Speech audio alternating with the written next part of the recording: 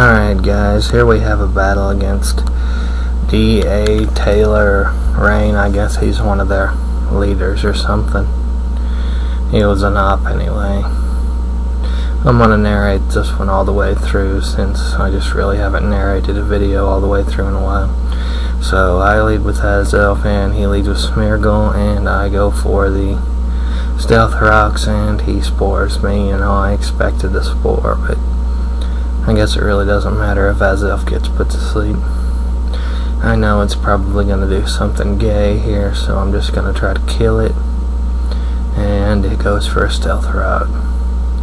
Not too surprised, and I go for close combat. I was expecting a one-hit kill here, but you know, it's a lead. I should have known it was sashed. And unfortunately for me, it's going to get a Trick Room off.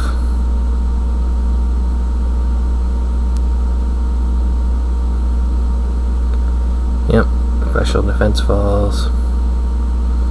And there is the Trick Room. I was expecting that. And I go for a Mach Punch since it's faster now. And that's a dead Smeargle. So he sends out Dry Boner, which is Cubone, and I know because of the twisted dimension, so that would make it faster than Infernape, and it would take me out with an Earthquake. So I switch into Hippowdon here, thinking I can take whatever this thing dishes. But this double edge here done a lot more damage than I really thought it would. I mean, Hippowdon is max defense, and its defense base is like 118, so I was not expecting quite that much damage. And he uses a Swords Dance to top it off.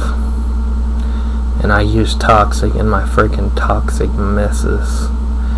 Oh boy, that definitely did not help.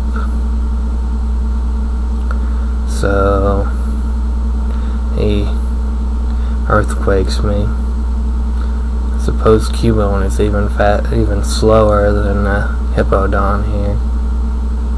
Even though Hippowdon, I don't even think has any speed EVs, but apparently he is slower, and I die. And that sucks because I lost my physical wall right there. And my slowest Pokemon. So I go into Salamence here, thinking, you know, I can probably take at least one hit from this thing. But he switches, and that kind of sucks for me. And he switches into a Bronzong. And I use Hydro Pump, and it doesn't even hit. You know, it wouldn't have done much if it would have hit, but now I'm locked into Hydro Pump, and I'm gonna have to switch again, which sucks for me. So I switch, and I switch into Jirachi, trying to scare him off with the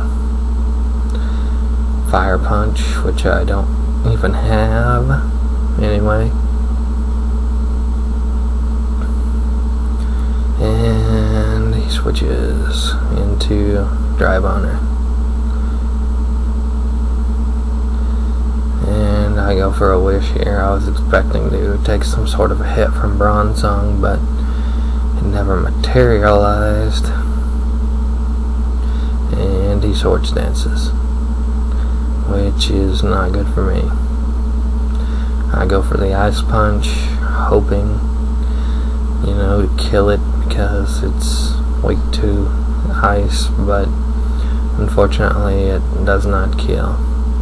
My wish comes true and heals all of the 20 health that I was lacking, basically doing nothing. So I switch and I go back into Salamence here, predicting a Earthquake. Yep, and I get the Intimidate also. That was beneficial to me. He uses Fire Punch. That's not gonna do that much. If it was an Ice Punch, it would have killed me, but I can survive a fire punch. And I am buffeted by the sandstorm. I survive with 1 health. And he is slower, faster. And, oh boy, that sucks. I'm not used to dealing with Trick Room. Just not used to it. I haven't encountered many Trick Room teams, and I think this really determined the battle here. My inexperience with dealing with Trick Room teams. Now, I was expecting him to switch into Bronze Zone here. He switches into a Slow Bro, and Flare Blitz isn't going to do anything.